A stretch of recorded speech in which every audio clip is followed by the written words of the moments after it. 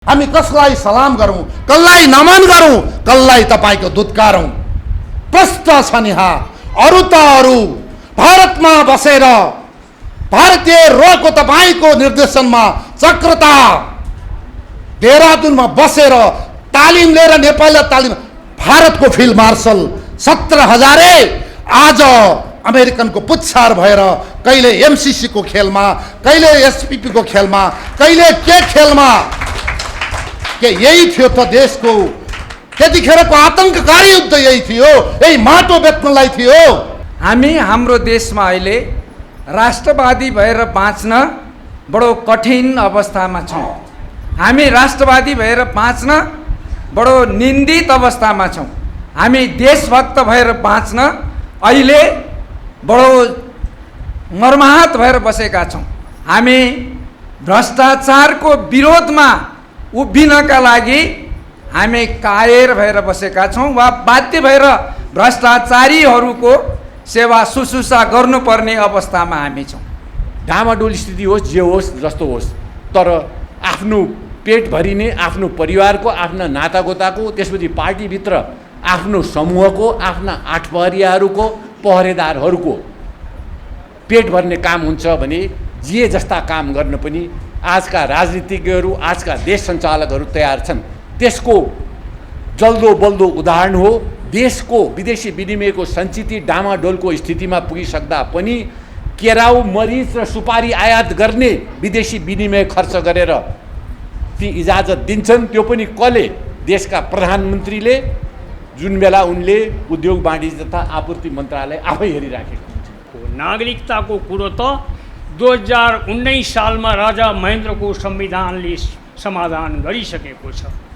Cut off year भन्छन्, cut off year 2019 को संविधानलाई cut off year मानेर के भन्यो भने 2019 साल पौष 1 गतेसम्ममा नेपालमा जन्मेको जम्मै नेपाली नागरिक, त्यसपछि उनले नेपाली नागरिकता प्राप्त गर्ने प्रक्रिया बताएको हुनाले 2047 सालको बहुदलीय संविधानले के भन्यो भने संसारभरिको संविधान मध्ये नेपालको संविधान 2047 नै यस्तो संविधान हो जसले पूर्व संविधानलाई बचाइराख्यो, जसले पूर्व संविधान अन्तर्गत बनेको नागरिकता सम्बन्धी ऐन 2020 बमोजिम नै नागरिकता हुनेछ भनेको।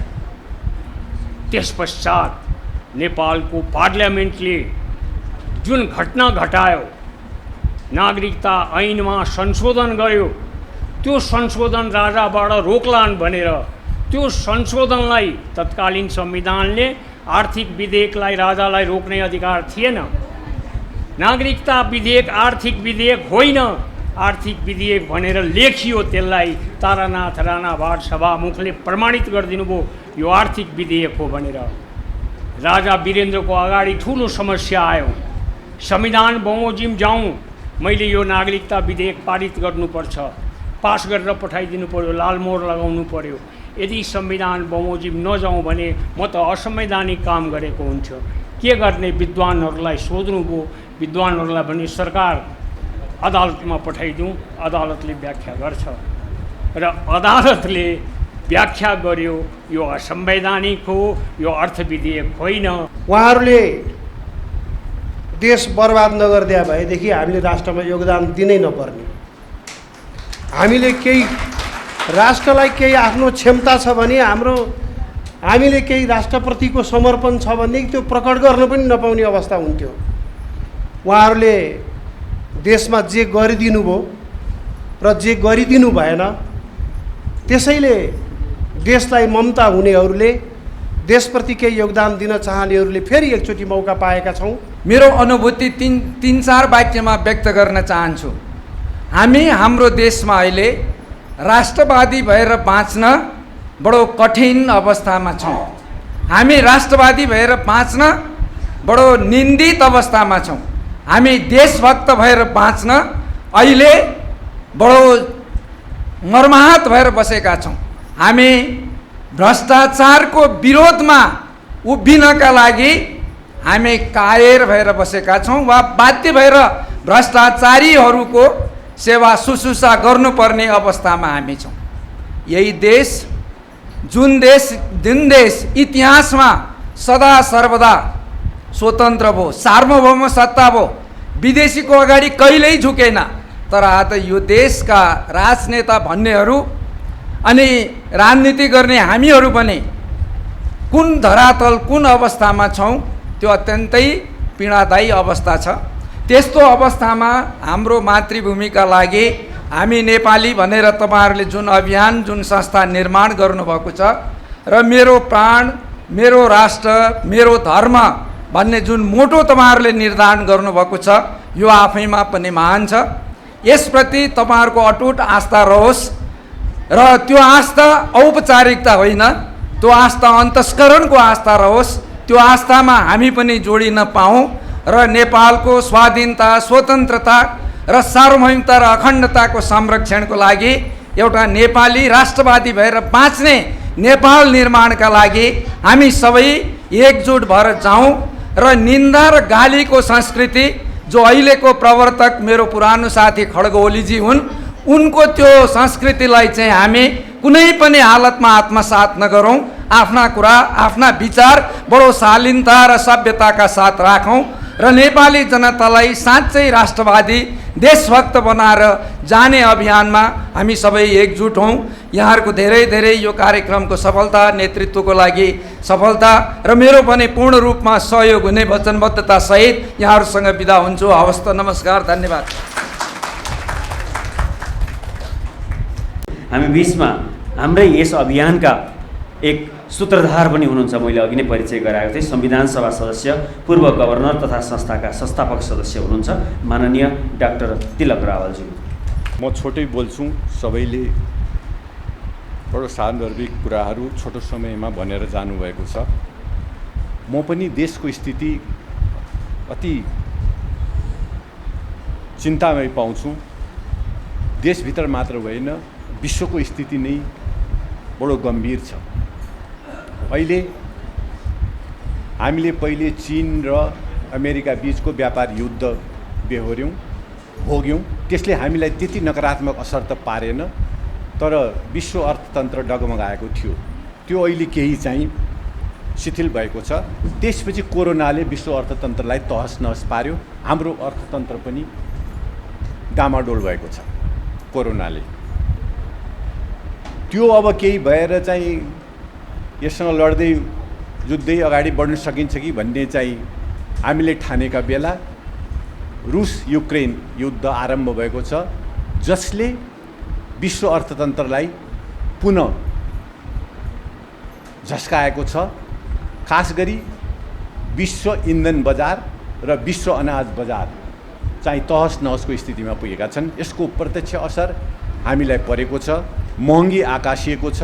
यहाँ धेरै महिला हुनुहुन्छ, भान्साको कुरा हामीलाई भन्दा तपाईँलाई थाहा छ कसरी चाहिँ महँगी बढिराखेको छ, त्यो तपाईँहरूले अरू सबैभन्दा बढी बुझ्नुभएको छ। त्यसैले विश्वमा पनि स्थिति गम्भीर छ। हाम्रो देशभित्र त नहुने कुरै भएन। अर्को कुरा के छ भनेपछि अघि जनरल बस्नेतले छुनुभयो एमसिसी आदि इत्यादिका कुरा। एमसिसी हुन् या बिआरआई हुन्, हाम्रो देशको हितमा चाहिँ पैसो हामीले तिर्न सक्ने गरी अथवा अनुदानकै रूपमा पाउँछौँ र त्यसको सदुपयोग हुन्छ भने हामीले लिनुपर्छ। तर त्यसको मूल्य के हुन्छ, कस्ता प्रकारका मूल्य हामीले चुकाउनुपर्छ त्यो हेर्नुपर्छ। यहाँहरूलाई थाहा होला अहिले युक्रेन र रुसको बीचको जुन वार रुसले चाहिँ सुरु गर्यो त्यो 4-5 दिनमा सिद्धिन्छ भन्ने थियो, तर अहिले कति महिना भयो।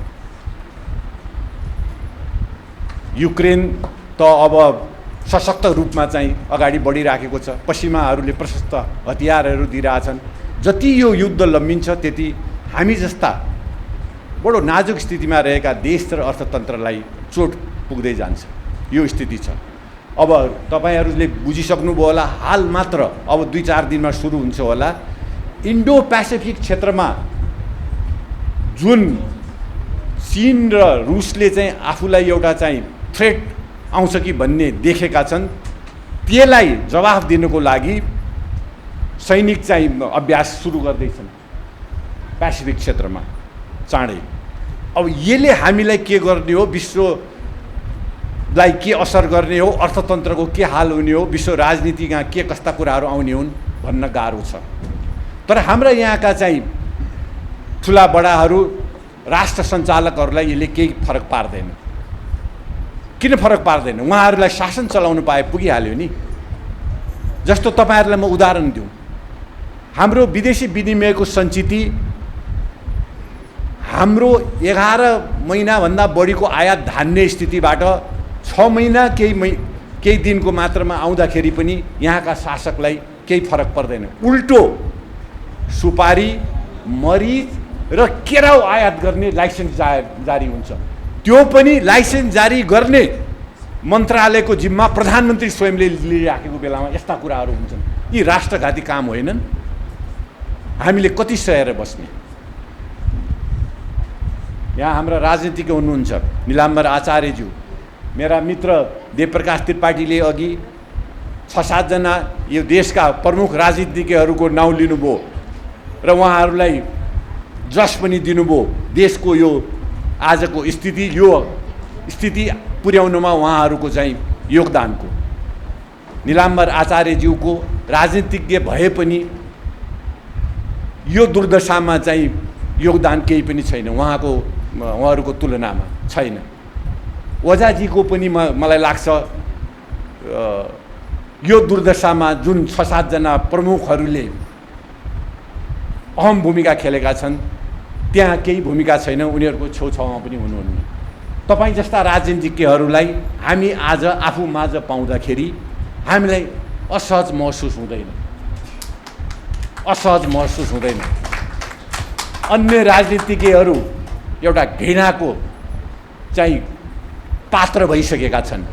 कति सहेर बस्ने, कति उ गर्ने मात्रको कुरा हो। देशको आर्थिक स्थिति डामाडोल भइसकेको छ। अघि मैले भने नि, डामाडोल स्थिति होस् जे होस् जस्तो होस्, तर आफ्नो पेट भरिने, आफ्नो परिवारको, आफ्ना नातागोताको, त्यसपछि पार्टीभित्र आफ्नो समूहको, आफ्ना आठपहरियाहरूको, पहरेदारहरूको पेट भर्ने काम हुन्छ भने जे जस्ता काम गर्न पनि आजका राजनीतिज्ञहरू, आजका देश सञ्चालकहरू तयार छन्। त्यसको जल्दो बल्दो उदाहरण हो देशको विदेशी विनिमयको सञ्चिति डामाडोलको स्थितिमा पुगिसक्दा पनि केराउ, मरिच र सुपारी आयात गर्ने विदेशी विनिमय खर्च गरेर ती इजाजत दिन्छन्। त्यो पनि कसले? देशका प्रधानमन्त्रीले, जुन बेला उनले उद्योग वाणिज्य तथा आपूर्ति मन्त्रालय आफै हेरिराखेको हुन्छ। योभन्दा ठुलो अपराध के हुन सक्छ? म विचारक वरिष्ठ चिकित्सक सुन्दरमणि आचार्यज्यूलाई, दीक्षितज्यूलाई सोध्न चाहन्छु। उहाँका विचारहरू म सुन्छु, जोडदार किसिमले बिना कुनै हिचकिचाहट राख्नुहुन्छ। दुईटा राजनीतिज्ञ हुनुहुन्छ, हामीले आजका दिनसम्म तपाईँहरूलाई तिरस्कार गरेका छैनौँ, मानेकै छौँ। तपाईँहरूले पनि सोच्नुपर्ने बेला भएन र? किन यस्तो गरिन्छ? बङ्गलादेशले आफ्नो विदेशी विनिमयको सञ्चिति 6 महिनाको मात्र आयात धान्ने स्थितिमा आयो भनेर कोल हल्ला गर्यो, IMF-लाई गुहार्यो। तर हामीलाई केही मतलब छैन, चलेकै छ, भएकै छ, आफूले पाएकै छौँ, आफ्नालाई पोसेकै छौँ। यही नै त छ नि स्थिति। अब म सिद्ध्याउन लागेँ, लामो बोल्दिनँ।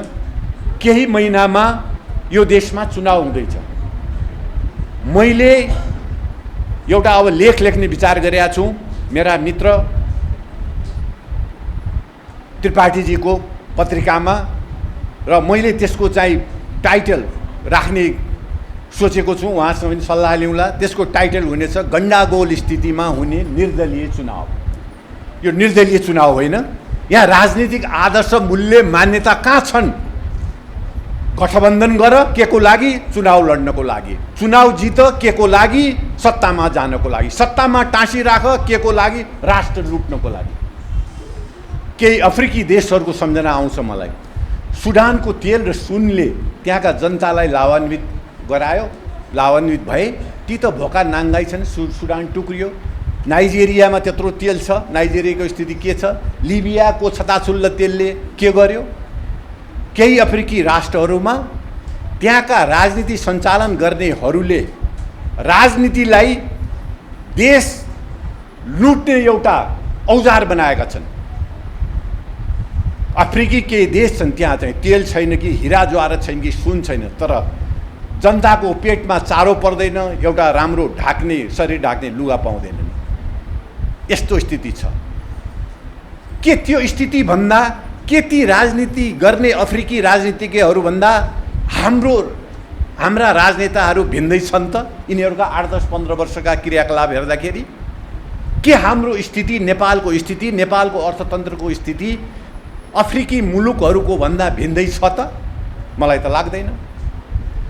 राजनीतिलाई एउटा लुटी खाने यन्त्र औजार बनाएका छन्, जुन कुरा यहाँ हुँदैछ। त्यसैले मैले भने, एउटा अङ्ग्रेजीमा एक ठाउँमा लेख्दाखेरि parallels could be drawn between what is happening in Africa and what is happening in Nepal. लुटिँदैछ देश, बर्बाद हुँदैछ देश, तर लाज नमानेर लुट्दैछन्। उनीहरूलाई लाजै छैन। अब हामी जुर्मुराउने बेला आएन र? निर्दलीय चुनाव हुन्छ भने, सच्चा इमान्दार व्यक्ति अगाडि बढ्छन् भने हामीले किन भोट नहाल्ने? किन त्यस्ता व्यक्तिलाई अगाडि बढ्नको लागि हामीले प्रोत्साहित किन नगर्ने? किन सुन्दरमणि जस्ता डाक्टर साहेबहरूले अगाडि नबढ्ने? तपाईँहरूलाई साथ दिँदैन र जनताले? नडराउनुहोस्, धेरै भइसक्यो, धेरै दुःख पाइसके नेपाल र नेपाली जनताले। अब जनताले जुर्मुराउने बेला आइसक्यो। यस्ता संस्थाहरूले त एउटा चाहिँ दिशानिर्देश गर्ने हुन्, जुर्मुराउने जनताले हो। धर्म छैन यहाँ। धर्मको चाहिँ जनताले चाहिँ हिन्दू धर्मलाई पाखा लगाऊ, धर्मनिरपेक्षता चाहिन्छ भनेका हुन्, कहिले पनि मागेका होइनन्। त्यसैले हामी जुर्मुरायौँ। देवप्रकाश त्रिपाठीको नेतृत्वमा यो आफ्नो सानो केही योगदानले यो धर्मलाई बचाइराख्न सकिन्छ कि भनेर लागेका छौँ हामी। यी विकृतिहरू कसका उपज हुन् त? यी राजनेताहरूका। हाम्रा मित्र त्रिपाठीजीले भन्नुभएको 6-7 जना, यिनीहरूलाई अघि जनरल बस्टेटले पनि भन्नुभएको छ, जवाबदेही बनाउने कि नबनाउने। They should be held accountable for the mess that the economy and this nation is in today. कसले नेतृत्व लिने? मञ्चमा हुनुहुन्छ, लट्ठी टेक्नु भए पनि अझ 8-10 वर्ष गरिरहनु होला निलम्बर आचार्यजी। देवी ओझाजी पनि हामी माझ अहिले चाहिँ अरू कलङ्कित राजनीति जस्ता किन आयो होला यो भन्ने स्थितिमा पुगिसक्नु भएको छैन। तपाईँहरू पनि जुर्मुराउनुहोस्, महिला तथा सबै जुर्मुराउने बेला आयो। मैले मेरो चाहिँ सानो योगदान लेखेर बोलेर भनेर म चाहिँ गरि नै रहनेछु। देवप्रकाश त्रिपाठीले जुन यो अभियान सञ्चालन गर्नुभएको छ त्यसको एउटा म साधारण कार्यकर्ता र सिपाही मात्र हुँ। जय मातृभूमि। त्यस्तो क्षेत्रमा आफ्नो अतुलनीय योगदान पुर्याउने हुने शम्भु बहादुर खड्काज्यू पूर्व मुख्य न्यायाधीश हुनुहुन्छ। उहाँलाई आफ्नो विचारका लागि अनुरोध गर्दछु। हामी छोटो छोटो विचार प्रस्तुत गर्दैछौँ। हस्, धन्यवाद। 40 वर्ष अरूले बोलेको सुन्ने, मेरो यो ठहर छ भनेर लेख्ने बानी भएको, त्यस कारणले बोल्ने त्यति अभ्यास छैन। त्रुटि हुन गएमा क्षमा चाहन्छु। अध्यक्ष महोदय, यो हाम्रो मातृभूमिका लागि नेपाली भन्ने यो अभियानको कार्यक्रममा सरिक भइदिन मेरो मित्र तथा अध्यक्षज्यूले गरेको अनुरोधमा पहिले म सशङ्कित भएको थिएँ। कहीँ पोलिटिकल त होइन, पोलिटिकल कार्यक्रममा म निवर्तमान भए पनि, सिटिङ भए पनि न्यायाधीशको एउटा आचरण हुन्छ। म आचरणबाट बाँधिएको छु भन्दाखेरि प्योर नन पोलिटिकल राष्ट्रिय भावनाले ओतप्रोत भएको एउटा अभियान सुरु गर्न लागेको श्रीमान भन्नुभयो। म आएँ, मलाई बडा खुसी लाग्यो। यहाँ आइसकेपछि यसको स्लोगान हेरेँ, त्यो स्लोगानबाट म बडा प्रभावित भएको छु। र अघि देवप्रकाश त्रिपाठीज्यूले भन्नुभयो कि यो राष्ट्रिय मातृभूमिको अभियान कुनै खास घटनाबाट अब हामी प्रेरित भएका छौँ। रियलमा केही दिनदेखि मुलुकमा नागरिकताको समस्या निकै जल्दो बल्दो भइराखेको थियो। हामी रिसर्च स्टुडेन्ट अध्ययन गर्दै थिएँ। अध्ययन गर्दै जाँदाखेरि एउटा नतिजा पाएको थिएँ।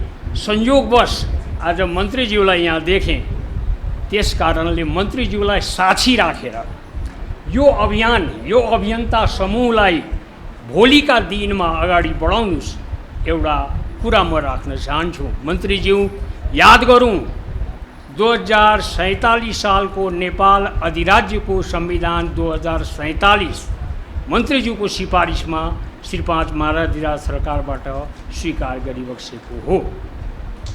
त्यो संविधानमा नागरिकताको बारेमा के थियो? आजको दिनमा यो विद्वत मण्डलले, तपाईँ हामी मातृभूमिका अभियन्ताहरूले विचार गर्नुपर्ने त्यो महत्त्वपूर्ण कुरो छ। छोटो समय भएको हुनाले मेरो आज होल वक्तव्य त्यसैमा म राख्छु, किनभने आजको जल्दो बल्दो नेपालको समस्या नागरिकता भएको छ। आज मात्र, हिजो मात्र हाउसमा छलफल भएको छ, हिजो मात्रै हेर्नुहुन्छ राष्ट्रपति महोदय सल्लाहमा जुट्नु भएको छ। तर याद गरौँ 2047 सालमा अहिलेका नेताहरू सम्पूर्ण संविधान मसौदा गर्न बस्नु भएको थियो। हाम्रो मन्त्रीज्यू त्यो बेलाको अन्तरिम सरकारमा हुनुहुन्थ्यो, कानुन मन्त्री। त्यो बेलामा छलफल भयो नागरिकताको के गर्ने भन्दाखेरि मेरो अग्रज स्वर्गीय प्रधान न्यायाधीश विश्वनाथ उपाध्यायजीले एउटा कुरामा अड्नुभयो, एउटा महत्त्वपूर्ण कुरामा अड्नुभयो। उहाँले के भन्नुभयो भने ओहो नागरिकताको कुरो त 2019 सालमा राजा महेन्द्रको संविधानले समाधान गरिसकेको छ।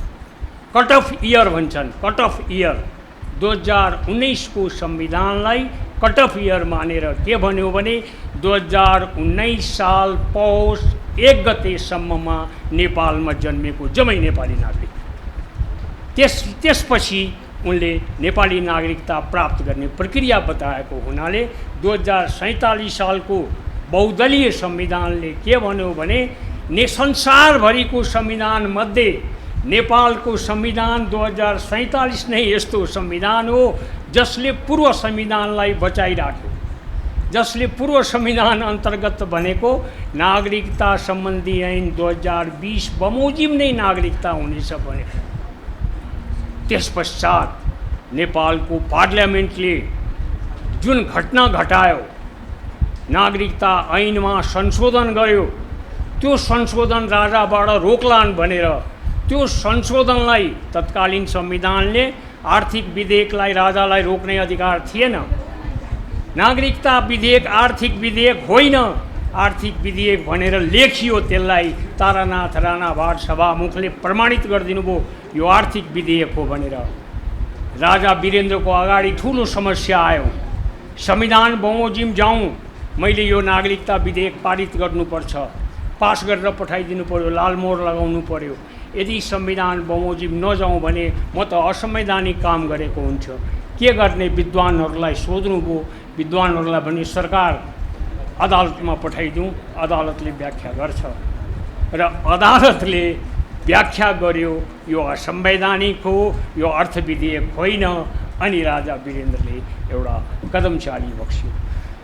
त्यसकारणले नेपालको राजनीति आज जुन अवस्थामा आएको छ त्यो अवस्थाको मूल्याङ्कन गर्नुहुन्छ भनेदेखि यो हाम्रो मातृभूमि अभियानमा हामी दिल्लीकै लामो समयसम्म लाग्नुपर्छ, गर्नुपर्छ, गरिनुपर्छ। यसको लागि हामी अभियन्ता समूहहरू सम्पूर्ण जति आज केन्द्रीय कार्य समितिमा आउनुभएको छ उहाँप्रति हार्दिक आभार व्यक्त गर्न चाहन्छु कि यत्रो राम्रो अभियानमा यहाँहरू लाग्नुभएको छ। सफलता मिलोस्, किनभने यो गाह्रो छ, यो अभियान गाह्रो छ, तर लागि परेमा सफलता मिल्छ। राष्ट्रियताको भावनाले देशमा ओतप्रोत गर्न सक्नुहुन्छ, किनभने हेर्नुहुन्छ भने 2063 मा 63 सालदेखि नै नागरिकताकै कुरामा राजनीतिको केन्द्रबिन्दु केही चिज नेपालको भएको छ भने नागरिकताको विषय नै राजनीतिको केन्द्रबिन्दु भएको छ। नत्र भने तपाईँहरूमध्येको अध्ययनकर्ताहरू हुनुहुन्छ भने अध्ययन गर्नुहोला, अभियन्ता समूहले अध्ययन गर्नुहोला। 2063 साल जेठ 4 गते प्रतिनिधि सभाले घोषणा गर्दाखेरि एक ठाउँमा के लेख्छ भने नागरिकताको समस्या समाधान गरिनेछ। हो, त्यहीँबाट यो सुरु भयो आजको विधेयकको यो रूप। त्यसकारणले आजको त्रुटि होइन, आजको गल्ती होइन, बीजारोपण 2063 सालमा भएको छ।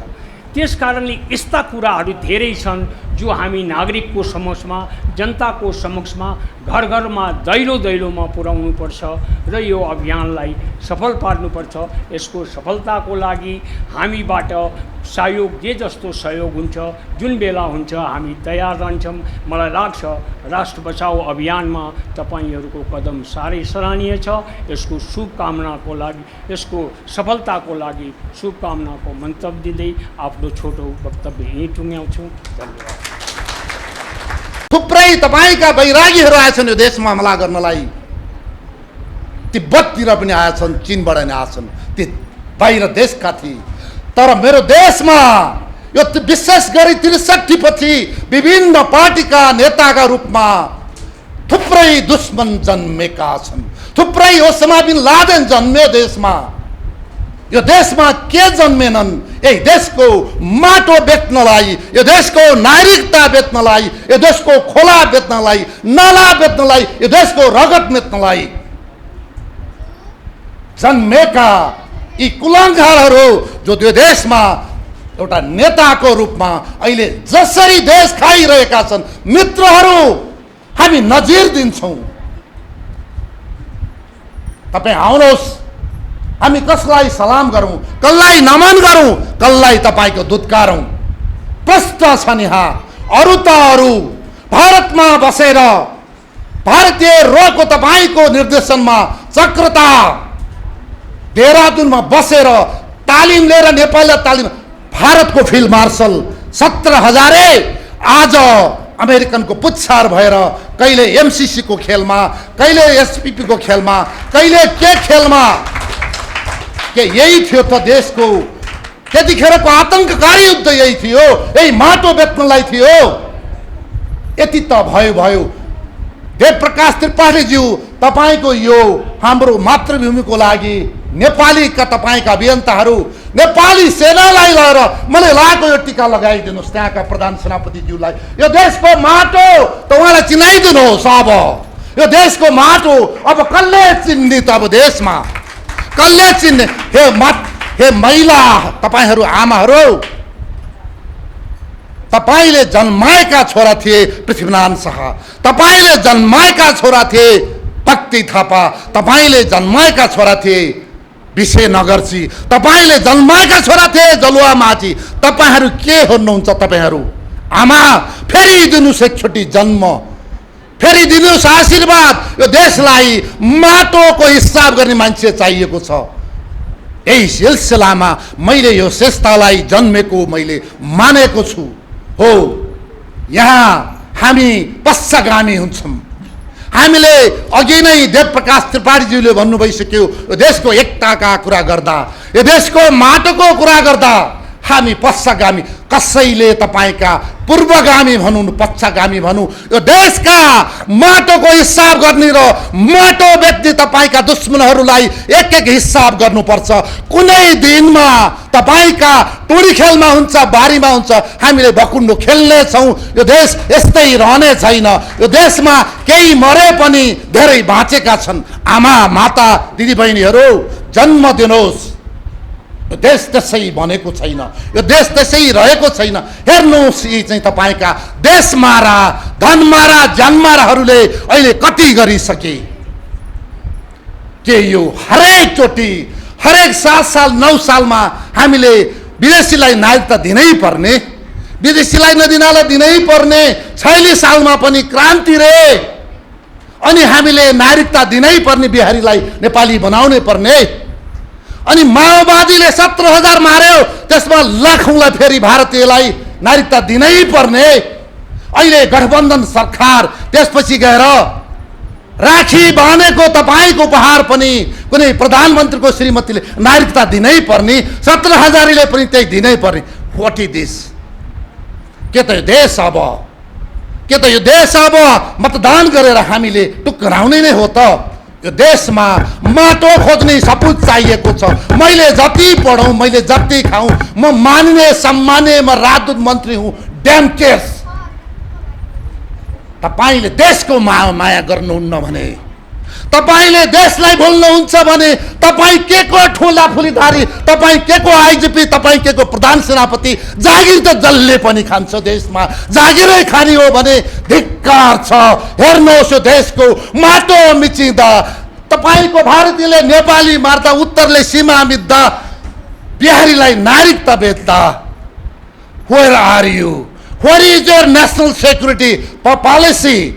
के त यी माटो बेच्ने यी माराहरूले जे भने जय नेपाल सलाम, यसको विरुद्धमा आम नेपाली दाजुभाइ दिदीबहिनीहरू यो देश बचाउनु पर्छ।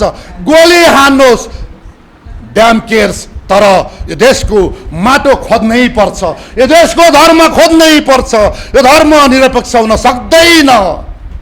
यी जनमाराहरूले 17,000 मार्नलाई निरपेक्ष बनाएका, पश्चिमाको एनजिओको पैसा खाएर बनाएका लुकी तपाईँको संविधानमा त्यो रेप थपेर छिराइएका कुराहरू, मित्रहरू तपाईँहरू पनि चाँडै मर्नुहुन्न, हामी पनि मर्ने छैनौँ। यो देशमा एक हिसाब गर्नेछौँ। अन्तमा आदरणीय उपस्थित महिला तथा सज्जनबिन, तपाईँहरू सबै मेरो आदरणीय हुनुहुन्छ। मेरो दर्जाले, मेरो पढाइले केही तातो पानी लाउँदैन। यहाँ पिएचडी गरेका प्रधानमन्त्री भए, पिएचडी गरेको 4-5 अर्थमन्त्री भए। हेर्नुहोस् कति खाए यिनीहरूले, के काम।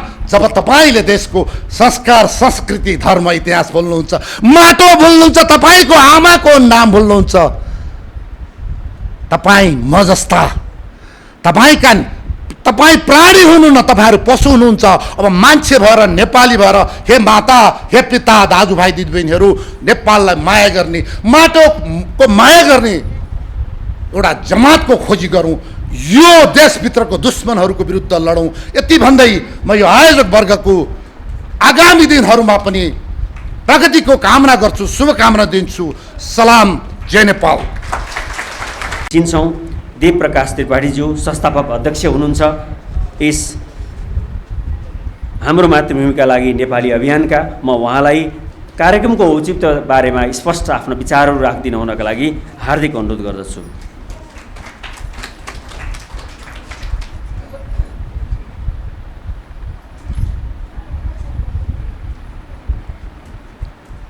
नमस्कार। र खास गरिकन म सोझै विषय प्रवेश गर्नुभन्दा अगाडि म आदरणीय शेरबहादुर देउबाजी जो प्रधानमन्त्री हुनुहुन्छ उहाँलाई विशेष धन्यवाद दिन चाहन्छु। आदरणीय प्रचण्डजी हुनुहुन्छ माओवादीका अध्यक्ष, उहाँलाई पनि विशेष धन्यवाद दिन चाहन्छु। माधव कुमार नेपालजी, झलनाथ खनालजी, केपी शर्मा ओलीजी लगायत उहाँहरू सबैलाई म विशेष धन्यवाद दिएर यो कार्यक्रम सुरु गर्न गइरहेको छु, म बोल्न सुरु गरिरहेको छु।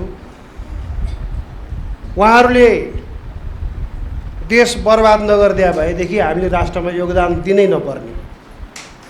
हामीले केही राष्ट्रलाई केही आफ्नो क्षमता छ भने, हामीले केही राष्ट्रप्रतिको समर्पण छ भनेदेखि त्यो प्रकट गर्न पनि नपाउने अवस्था हुन्थ्यो।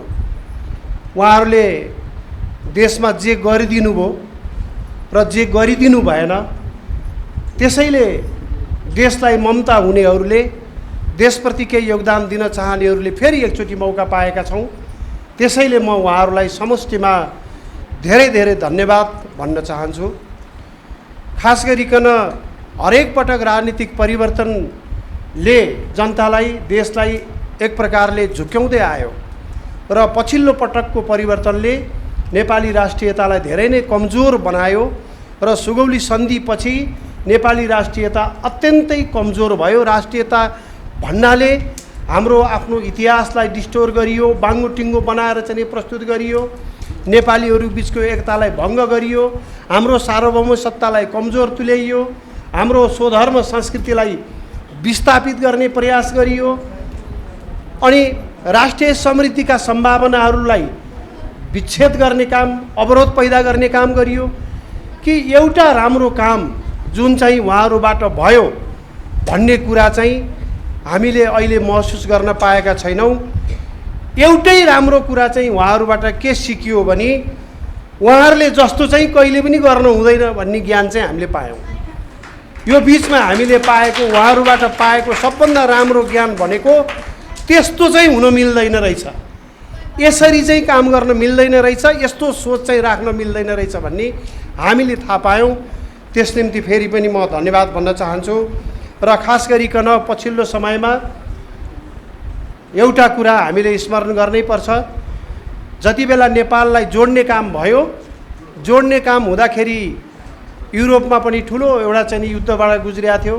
धर्मका नाममा, भाषाका नाममा, संस्कृतिका नाममा, क्षेत्रको नाममा देशहरू बनेका थिए विभाजन भएर। त्यस्तो समयमा भारतमा आएको ब्रिटिस साम्राज्यले भारतमा भएका सानातिना राज्यहरूलाई पनि जोड्दै लगिराखेका थियो।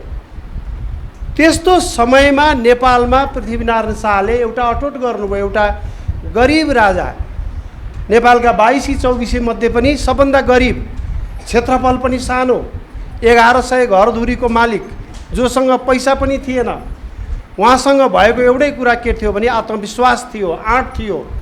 अब हामीले नेपालीलाई जोडेनौँ भनेदेखि नेपाल भन्ने देश, हाम्रो इतिहास, हाम्रो सभ्यता हामी रक्षा गर्न सक्दैनौँ भन्ने एउटा अठोट थियो। त्यो एउटा सानो मुलुकको, सानो देशको, सानो राज्यको एउटा गरिब राजाले एउटा आत्मविश्वास राख्दाखेरि नभएको आजको देश सिर्जना भएको छ भने तपाईँ हामी त आज हिजोको पृथ्वीनारायण शाहभन्दा हरेक व्यक्ति समृद्ध छौँ। हामी एउटा चेतनाको दृष्टिकोणले नि माथि उठ्या छ भन्ने दाबी गर्छौँ। यो अवस्थाको हामीले अहिले विघटनतर्फ उन्मुख हुँदै गरेको यो राष्ट्रलाई हामीले बचाउने एउटा हिम्मत गऱ्यौँ भने, त्यो आत्मविश्वास राख्यौँ भनेदेखि हामीले यो देश बचाउन सक्छौँ।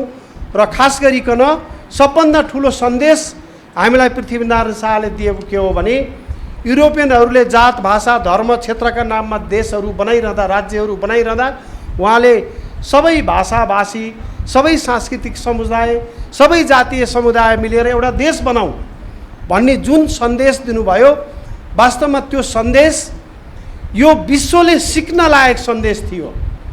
विश्वले ग्रहण गर्न लायक सन्देश के हो भने अनेकौं प्रकारका जाति, भाषा, धर्म, सांस्कृतिक समुदाय मिलेर देश बनाउन पनि सकिँदो रहेछ भन्ने एउटा जुन सन्देश उहाँले दिनुभएको थियो, त्यो सन्देश विश्वभरिका स्कुलहरूमा, कलेजहरूमा, विश्वविद्यालयहरूमा पढाइ हुनु पर्थ्यो।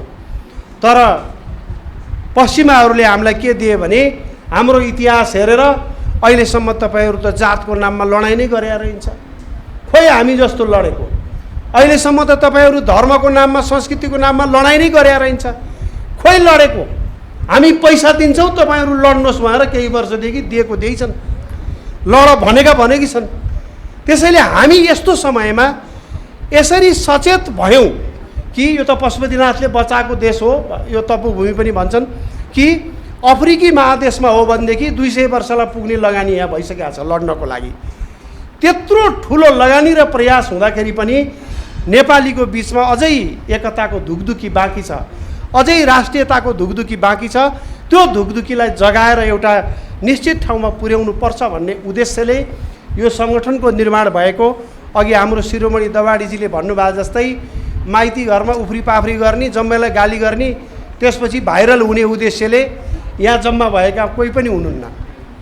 यहाँ जम्मा भएका मानिसहरू युट्युबमा उफ्री पाफ्री गर्नको लागि पनि जम्मा भएको होइन, युट्युबमा उफ्रिने 2-4 दिन त्यसपछि भाइरल हुने त्यो उद्देश्यले होइन।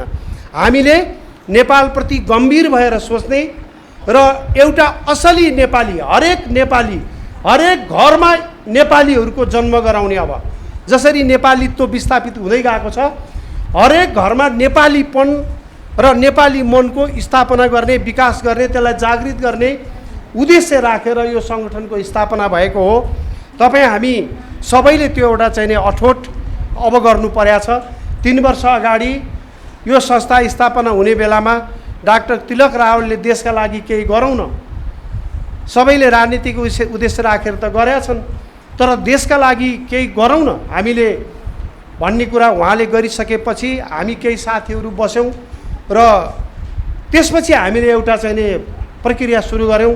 जसको मन मिल्छ, विचार मिल्छ, जसमा अठोट छ, जसमा गम्भीरता छ, त्यस्ता साथीहरूको खोजी सुरु भयो। त्यही खोजी हुने क्रममा हामी आज यतिका साथीहरू एक ठाउँमा भेला भएका छौँ र भोलिका दिनमा हामीले यसलाई देशव्यापी बनाउनु पर्नेछ।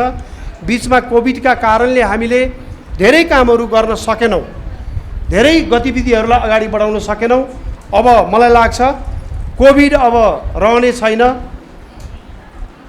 रह्यो भने पनि त्यसलाई पहिलेको जस्तो त्रास छैन। अब हामी सचेत ढङ्गले त्यसलाई डिल गर्न सक्ने अवस्थामा छौँ।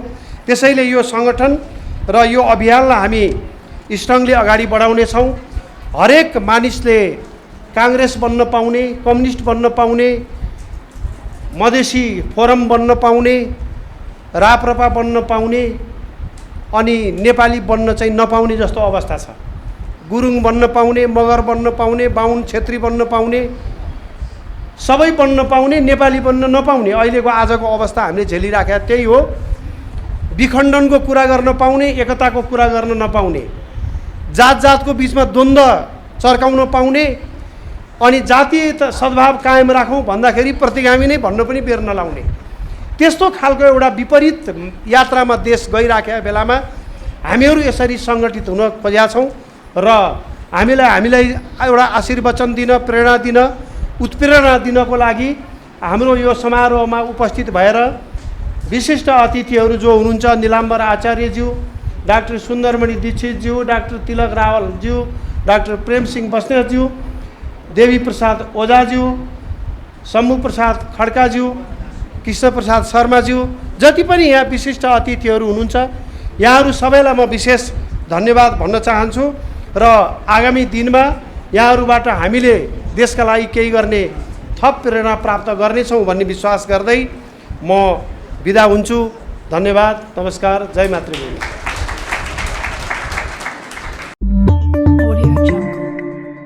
समाजको आवाज.com